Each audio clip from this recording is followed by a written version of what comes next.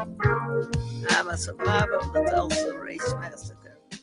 2 weeks ago, I celebrated my 107th birthday.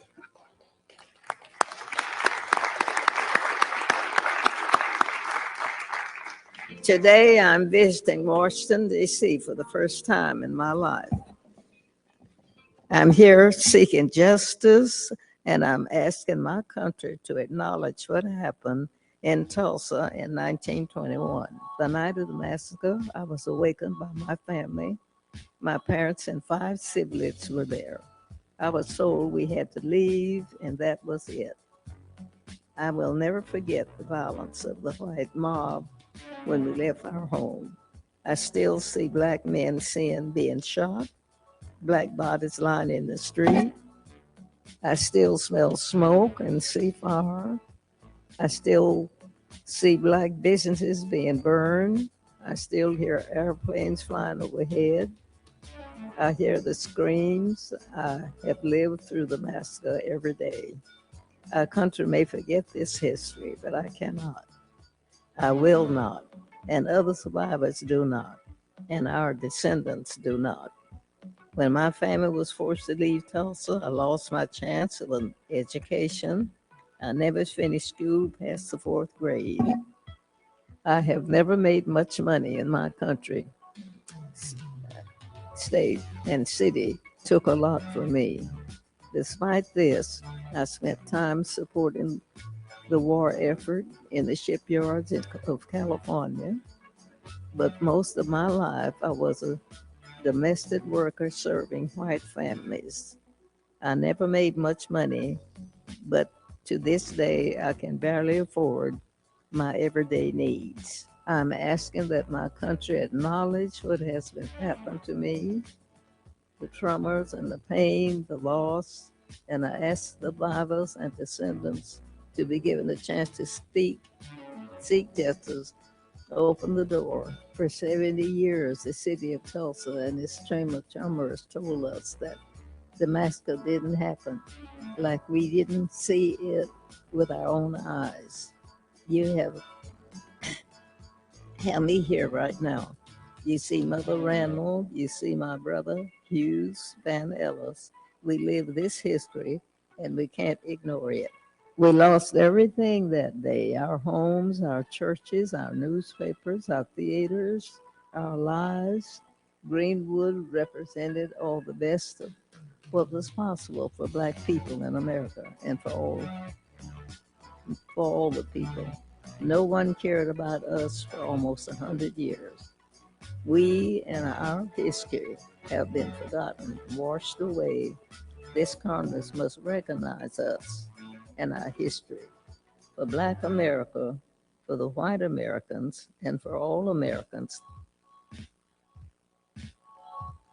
Hey, NBC News viewers, thanks for...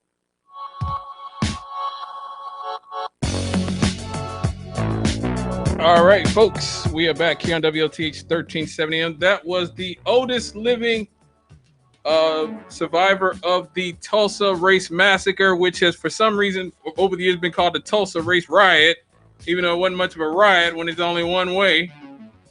But yes, we are coming up on, I believe, Monday, either Monday or Tuesday, on the anniversary of the 100th anniversary of the Black Wall Street Massacre in Tulsa, Oklahoma. It took place between May 31st and June 1st, 1921, when mobs of white residents, many of them deputized, this is the police now, and were given weapons by city officials who attacked Black residents and businesses in the Greenwood district of Tulsa, Oklahoma. It has been called the single worst incident of racial violence in American history, and you know that's saying a hell of a lot. The attack carried out on the grounds the attack was carried out on the ground and from private aircrafts. I didn't even know they had aircraft. Yeah. Destroyed more than 35 square blocks of the district at the time. The wealthiest Black community in the United States, called Black Wall Street. More than 800 people were admitted to hospitals, and as many as 6,000 black residents were interned in large facilities, many of them for several days. The Oklahoma Bureau of Vital Statistics officially recorded 36 dead. 2001 state commission examination of events was able to confirm 39 dead, 26 black and 13 white, based on contemporary autopsy reports, death certificates, and other records. The commission gave several estimates ranging from 75 to 300 dead. Now, this massacre started on Memorial Day, on the Memorial Day weekend, after a 19-year-old named Dick Rowland, a black shoe shiner, was accused of assaulting Sarah Page, the 17-year-old white elevator operator of the nearby Drexel building.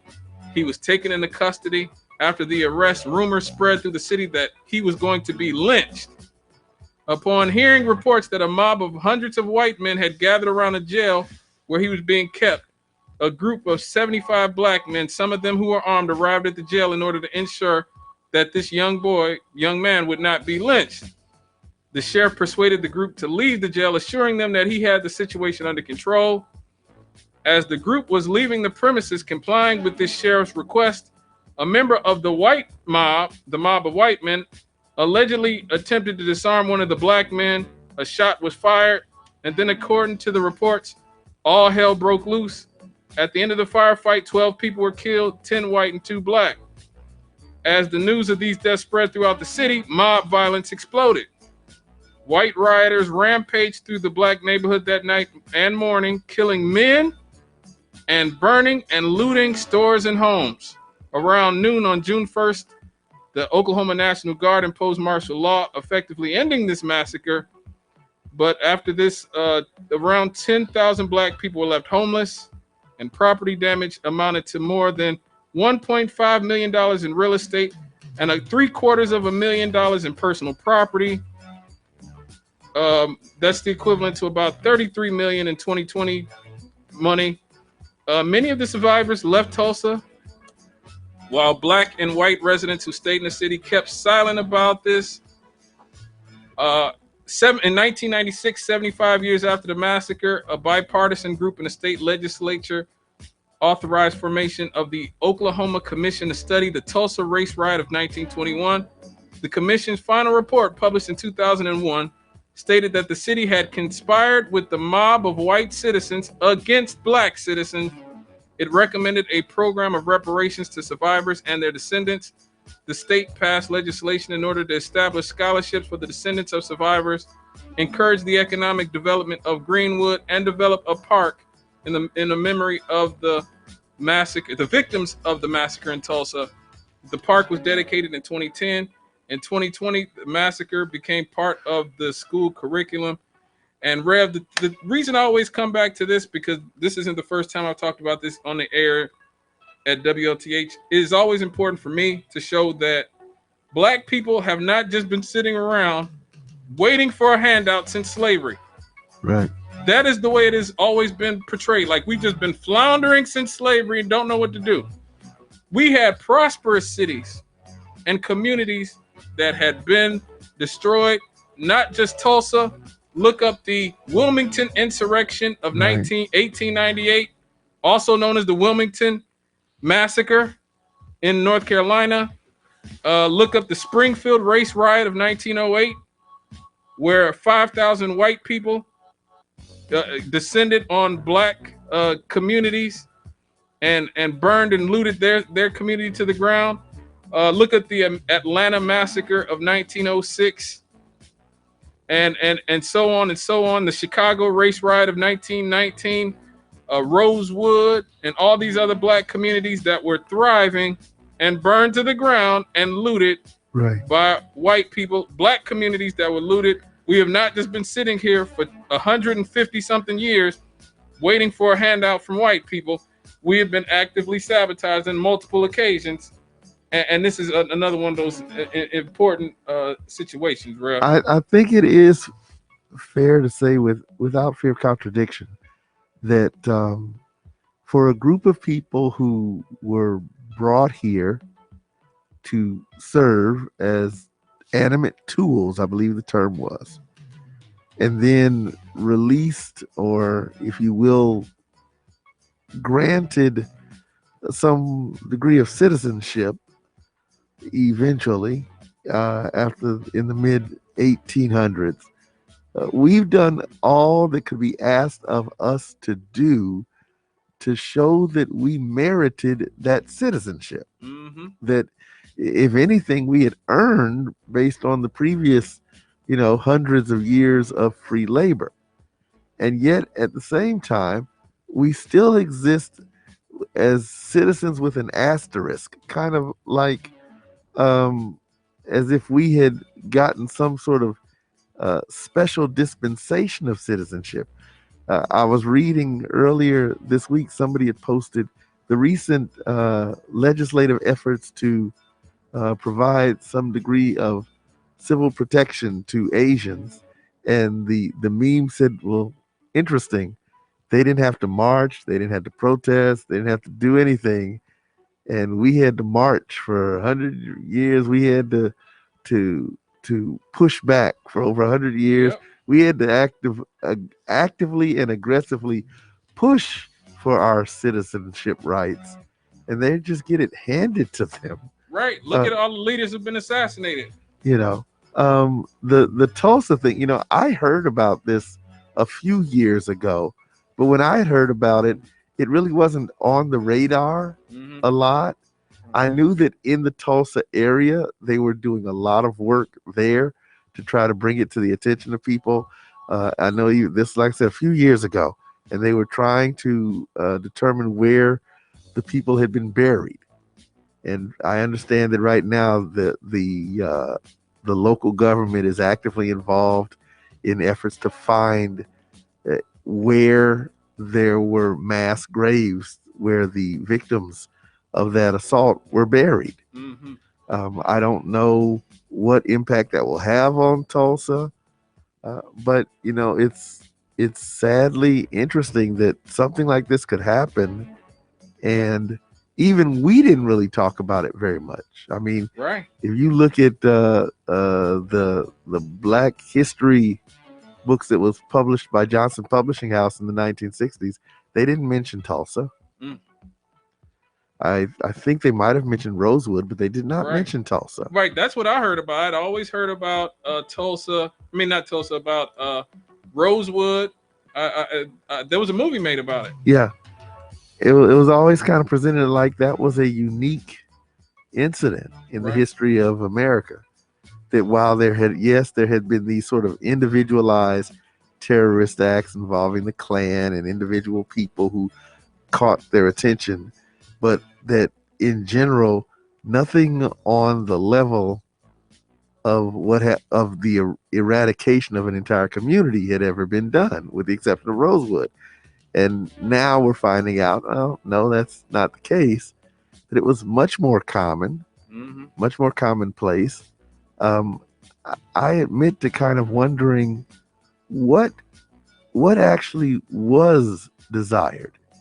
And the closest thing I've ever read, I remember Leron Goins writing a book about Abraham Lincoln. What was it? Forced into Glory was the name of the book. And in it, he said that Lincoln, if he would have had his druthers, he would have liked to have gotten some transport and sent us back to Africa. Yeah, I heard that. I heard that as well. That somebody's going to be on top and somebody's going to be underneath. And if it was his choice, it would be his group that was on top. Now, I can chuckle at that because, well, in a sense, I'm pretty sure that everybody would say that.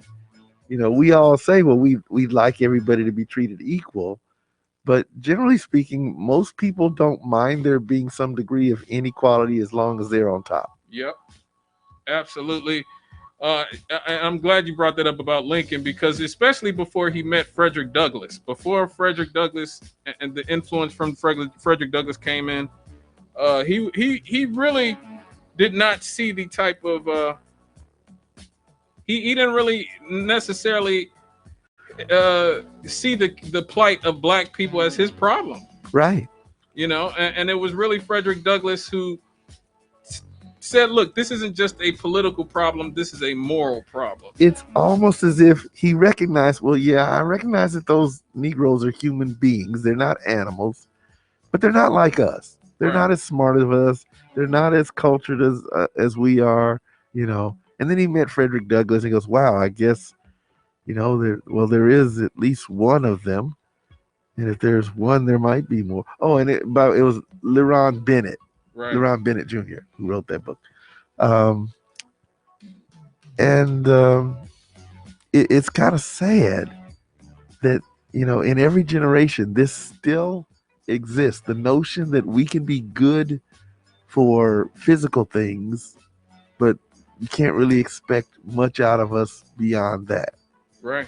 And it also pains me anytime we do stuff that contributes to that.